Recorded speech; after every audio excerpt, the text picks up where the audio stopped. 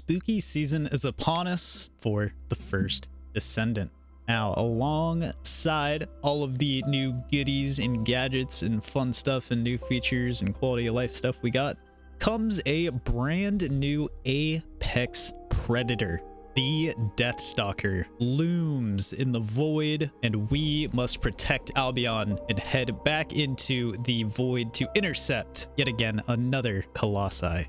Now here today, we are going to be breaking down, talking about, giving my thoughts, and explaining to you guys exactly how this fight works. So let's hop in here and let's take down the Stalker. So here we have him, the Stalker in the flesh. Well, kind of in the flesh. But let's get a rundown on exactly what the recommendations are for Stalker here. And I want to compare these to Gluttony because things are relatively interesting here when it comes to the stat recommendations. The HP recommendations 15,000, shield recommendations 5,000, and defense recommendations only 5,000. Toxin resistance, however, 10,000. Now, if you go into Gluttony here, the HP recommendations for Gluttony are even higher than Stalker. The defense recommendations 35,000 as compared to 5,000, and the chill resistance also similar. So weirdly enough, Gluttony seems to hit much harder according to the recommended survival stats the game gives you here. But I just wanted to point that out real quick here. So Stalker on paper doesn't hit as hard as Gluttony, and from my personal experience in the fight, he doesn't on a per attack basis. Now Gluttony I feel has fewer attacks. Stalker is much more persistent in his attacks that he throws out. The gameplay here before you is my first successful kill of Stalker. Now, I probably attempted him about 4 or 5 times or so prior to this, and none of those attempts particularly got too far. Obviously, the first couple of attempts were just trying to figure out what is even going on with the fight and getting a better hold on exactly how the mechanics and the attacks and stuff work in the fight. Now, my general thoughts on Stalker, design-wise, I think he's pretty cool. I think Stalker's attacks are pretty sweet. And overall, I think he is definitely a better Apex boss than Gluttony. Design-wise, this boss feels open to a lot more availability of Descendants you can approach and fight him on. The main issue with Gluttony feeling like you almost absolutely have to have at least one Valby using her Transcendent mod to help do the mechanic in the fight. Gluttony's mechanic is very janky. The mechanics in Stalker can be frustrating at times, and there is definitely a learning curve to them, and there are a lot of them. But overall, Stalker I think is a much more balanced and a lot less frustrating and annoying mechanic-wise, and it is definitely a more enjoyable fight. Farming Gluttony was always sort of like a dreadful thing, especially going into public queue if you don't have a full established team. You never know if you're going to succeed or fail. Now, I'm not saying that Stalker is easy or, you know, higher odds of success, being as he is a higher level and technically a higher difficulty than Gluttony, but Stalker feels like a much more manageable fight when you come in, and it's not super stressful on any one given person as much as it is to be the lone Valby in a Gluttony fight. So I much more enjoy this fight. This is a good new Apex fight. I think this this boss highlights a good look going forward for what we can potentially expect to see out of new Colossus battles coming into the game as time goes on. Now, as far as the attacks and the mechanics go in this fight, there's a wide range and plethora of things that the boss has. Now, the boss shoots those rings out that are reminiscent of Pyromaniac. In the boss's immunity phase, when you have to find the particular ring to capture, I'll explain that a bit later. But he shoots down the toxic beams like Devourer does that track on top of your head, and you have to like roll out of them before they fall on you to avoid getting hit by those. He has these really cool skulls that shoot out, but the skulls are dangerous. If the skulls touch you, they essentially apply a curse to your character, and they effectively have your max HP. And they can do it multiple times. They can half your HP until you have just one tiny sliver available to you as your potential max HP. In addition to that, there are some other skulls he shoots out, which are kind of like these bombs he drops. They don't really track, but they do fly in your general direction, but you can kind of just move out of their way and they land. But when they land, they put all these rings all over the floor, which hurt a lot, and there's like between 5 to 10 of them, probably more like 10 honestly, and in my experience it's best just to get anywhere the hell out of the way of those things whenever they're falling down above your head, and just letting them clear out before you move back into the zone where they may be occupying. Beyond that, the boss has a couple of different mechanics which involve failure in the fight. Now, earlier on, there were some tiny little rings, and there's about 5 of them, and they have timers on them. And you have to capture all of these rings before any of the timers fully fill up. And if you fail to do so, in my experience, I was insta-wiped in the boss fight. We failed even without losing all of our lives, without hitting the time limit. Failure to capture one of those timers is the end of the fight. So they take priority whenever they spawn. In addition to that, whenever he goes immune, he spawns a bunch of rings and they have faces in them. All of the faces are showing themselves, but one has its hands covering it, and it is your job to find the ring with the hands covering it, and you have to go capture that ring to break the boss out of his immunity so you can continue on with the fight. Now, design-wise with the fight, I did say I'm a big fan, and I think he is quite badass, but one issue with his hitbox design and style is he does have 2 removable parts where you can mount and rip them off. But one of them is his tiny little chest piece, and he has an equivalent to his tiny little chest piece on his back, and he has like these wing things that float basically entirely covering his back. You can't even see it. In all of my runs of Deathstalker, I only managed to mount him once and remove one part. So that's a little bit questionable. I think the boss could be designed to maybe add some shoulders or add some mountable things like underneath him or something that you could grab onto. He does have breakable parts below him, but they are not breakable parts where you can weaken them and then grab them to mount. So trying to drop this boss is pretty hard, and that is a pretty essential mechanic in boss fights. So it's a little bit questionable what they did with the removable parts for this boss. It's almost impossible to feel like I can remove them at all. So not a huge fan of that. But overall, the fight is decent. It's definitely better than Gluttony, and so far I'm a fan. So far I'm a fan, and it's pretty enjoyable. I will enjoy my time with Deathstalker being our Apex boss.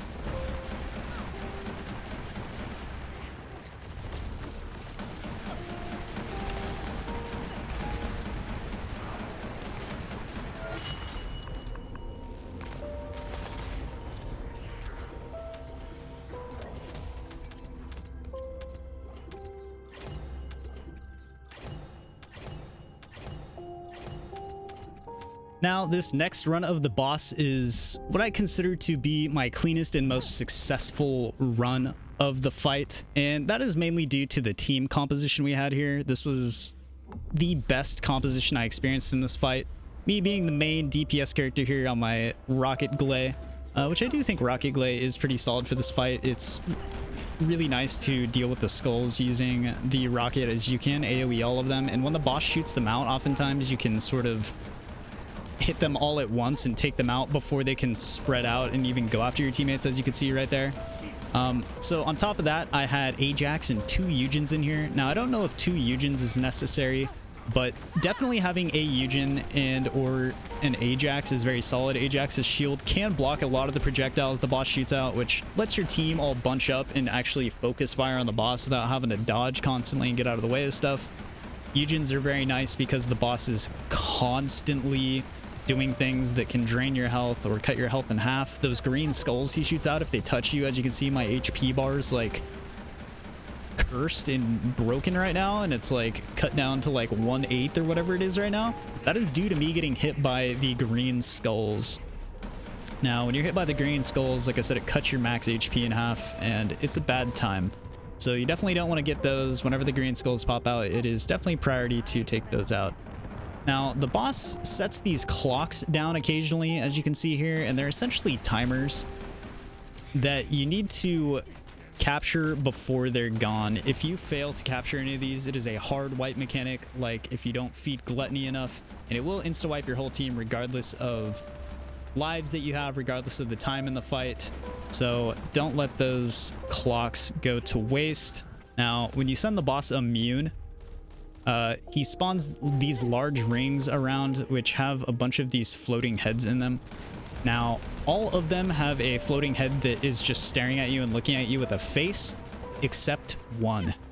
Now, you need to find the odd one out. That's basically the objective here. The game even puts some text in the bottom left where it says you must reveal the truth of the prophecy or something like that. And it's kind of a hint to say you need to find the one that's hiding its face, and you need to stand in the ring in the zone long enough to capture it to reveal its face. Now, the yellow circle has a little thing that fills up within it around the thing, and you can tell how close you are to capturing a zone due to those. For that, as well as the smaller timer rings as well, they all have that visual indicator on there. Now, the boss got stuck here in the sky, and he was stuck in place until he got enraged again to teleport. So I don't know how we managed to do this. I think it might have had to do something with me flying up onto one of the floating bricks up there, and he targeted me. But it was kind of nice because it just made his rings go high in the sky where we didn't have to worry about dodging those anymore. And yeah, he just was kind of a sitting duck while we blasted him non-stop. So in addition to the green skulls the boss shoots out, he also has other skulls that shoot out that do not track you, but they fall and they land on the ground. And then when they land and blow up, they make all these green rings explode out of the ground. Kind of like when Pyromaniac does his ring thing, but he puts a bunch of them that all overlap down. It's sort of like that, but they're really small and there's a ton of them and they hurt a lot. So whenever he does that attack, I recommend just getting out of the way. And to my understanding, the way you get rid of the curse the skulls apply to you is you want to wait until the boss shoots them out again, and you need to destroy all the skulls without getting touched by one, and it will then refresh your HP bar back to max, and then you can regenerate health by picking up cubes, or, you know, if Eugen heals you or anything like that, you can actually go back to your true full HP. A lot of this fight is mechanics based on timers. Once again, he's back into his enrage phase. As you can see, those rings there had skulls that had their face open in them, which means they're not the right ones. They're essentially traps, bait, and I will say they actually are traps. If you step in the wrong one, they blow up and hit you for a lot of HP, so don't even mess around and step in them. It hurts a lot.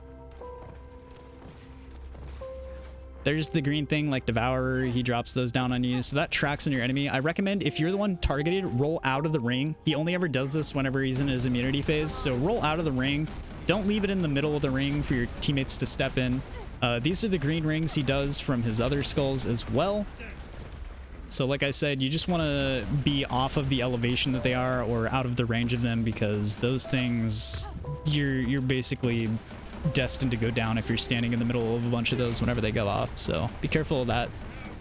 Another thing, so it is very important to be well positioned in this fight. I recommend being on level or above level with this boss, as that allows you to consistently be able to jump over his rings that he shoots out along the ground. If you're at a weird, awkward angle where you're not too far below him like we are here, you can't jump over them, and I think you kind of can iframe roll through them, but like I said, I prefer being positioned on level or above this boss. It makes the fight feel a little bit better, and it's a little bit less stressful when there's a lot of things already going on to dodge. As far as grapple goes, I actually recommend mid-air maneuvering in this fight because you can use it to get yourself some height up in the air. Like I said, if those rings are at an awkward height where you can't jump over them, you can use mid-air to get over them, as well as whenever those other green ring things come out of these skull explosions, you can just mid-air maneuver up into the sky and float over those things while they're going off until hopefully they dissipate, and then you can fall back down where they were. Using the long maneuvering is for mounting, but mounting, like I said, on this boss is quite difficult to do. I was the only one who ever mounted the boss a single time in any of my fights attempts, whether we beat the boss or didn't. I never saw another person mount the boss once at all. Yeah, it's kind of a weird fight where you can't really use the remove part mechanic to stun the bosses as easily in this one. I think that's maybe kind of a part of the design. In my opinion, it's a design flaw. I think they should give him some shoulders or some things underneath him. I'm dreading doing the 50 mounts thing for the journal achievement, so RIP future me. But overall, I very much enjoyed Stalker as our new Apex Predator. I think public queues, once people learn the mechanics of this fight, will be a lot more smooth than Gluttony, and I think people will find a lot more success with Stalker, even though I do feel like he's in a place where he does feel on par, at least, if not more difficult than Gluttony. The best way to build yourself for this fight is going to be survivability, so that's where Ajax and Eugen actually really shine in here. Slow and steady wins the race on this boy. I feel like a lot of people going in with glass cannons and trying to nuke this guy are going to have a really bad time, as his HP pool is quite large and he's always going to enrage, and there's a lot of mechanics that you definitely can't ignore or they're just going to kill you in this fight. For general purpose, I highly recommend just build for a little bit more survivability. You know, if you're trying to squeeze every ounce of damage out, well, guess what? Dead damage is no damage. One other thing I recommend, you should absolutely use poison immunity. The last thing you need is to be poisoned and be taking tick damage on top of all of the other things that are siphoning your health in this fight. Don't get discouraged if you're like dying really quickly or losing, or you know, you have teams that are disbanding like early on in the fight. Obviously it's kind of still ill-mannered if people are leaving before all the death strap or whatever. Like, I always stick it out until the void officially fails. Little spoiler alert, I may or may not be having a video coming out on the new scout rifle soon. And wink wink. That's definitely not me saying that I managed to farm all the parts of the Frostwatcher scout rifle or anything. Yeah, we may have some coverage on that coming to you guys very soon. That is gonna be a wrap for this one though, folks, so I hope you guys enjoyed the video. If you did, be sure to like, comment down below, and make sure you're subscribed. Like I said before, guys, I know a lot of people are watching our videos but not subscribing to the channel, and I would very much appreciate you guys for hitting that sub button. That way you can be notified when fresh new videos that are hopefully helpful like this one come out for you guys, and you can be the first in line to see them right out the gate. So yeah, other than that, guys, I am genuinely enjoying my experience in the season 1 mid update so far. I have plenty of other videos I want to make over some of the new systems and things that are in the game as of right now, but I felt it was important to cover Stalker first, as he is kind of the focal point and the apex of the update. So I wanted to cover that, but I have plenty of other videos on ETA 0, going over the new infiltration operation difficulty, some new weapons, probably ultimate glaze soon, all of that stuff. But until then, I wish you guys the best of luck in your grind in the first Descendant. And until we meet again, stay grinded, and I'll catch you guys in the next video.